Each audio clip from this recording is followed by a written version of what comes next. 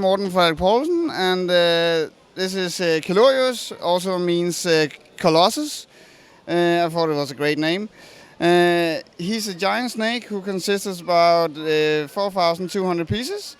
Every single of these large panels consists of about 55 pieces, and these medium-sized ones is about 37. And the small ones is 29 pieces each.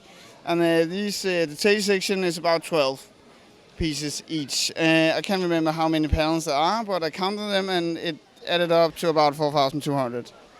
And then I had to guess at the head. And the head has a split jaw. But Very scary. But the tongue will fall down. So... it was very tricky to get the center of gravity correct. I don't know how many times he has ended up at the floor, but he can take it somewhat. I had used the mixel pieces, were first introduced there, the ball joints, and there are two in each of these keep them together. Problem was that they can bend about 0.5 millimeter each. And if you just as much as blew on him, it would just, he would fall over. Because then the top section would start to drop and then it would take everything down. So I had to dismantle him completely and use plastic tubes, also from Lego. You can see some of it there. All the way down, I had to dismantle him completely in order to do that. And then I have to dismantle him one more time in order to get the form correct. The way he looks. Yeah, the curve and everything. So there was a lot of experimenting with this build. A lot, and a lot of tipping over, and the invisible legs I have down here. This one is actually come loose, I know that, but the piece there is holding it. If I remove that, he will tip over. Also, these tiny panels, which are these guys, they're keeping the whole thing together. If I remove them, the panels will break apart. I have to get him back. Everything has to clip on just right to keep. Yeah, can you move it around and bend it? Exactly, I can do it just fine. And go up and down in every way. And you can also see you can do it quite a lot before he tips over. He's kind of sturdy, so if you he's not going to fall down just from walking into a table. You have to push him in order on purpose.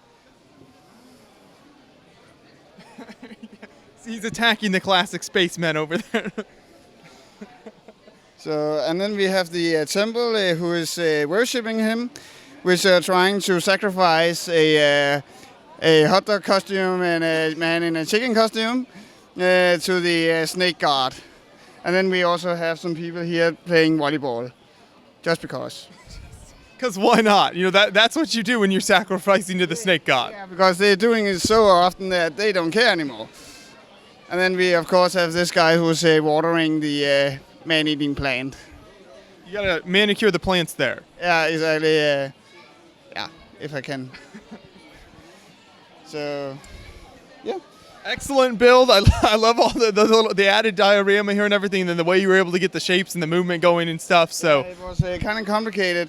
The funny thing is, I have a green snake, which I've shown you before, which was actually a failed Christmas decoration.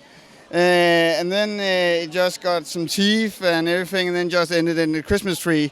And then I really liked the design, so I wanted to build a black and red one because it's my favorite color scheme. And then one of my friends who were next to me when I tried to build it made it stand up. And then I thought, I can build something like that. And then about 150 hours later, I have this guy. Perfect. You know, it just took a lot of work and you were able to do this. Yeah, it's a lot of rinse and repeat because the panels don't really vary that much. Only some of the ball joints have to switch places in order to fit, and the color schemes had to be different in order to get this camouflage-ish pattern. Even though there's not many places he can actually camouflage in. That's true. Well, thank you so much for taking us through the build here. Appreciate it.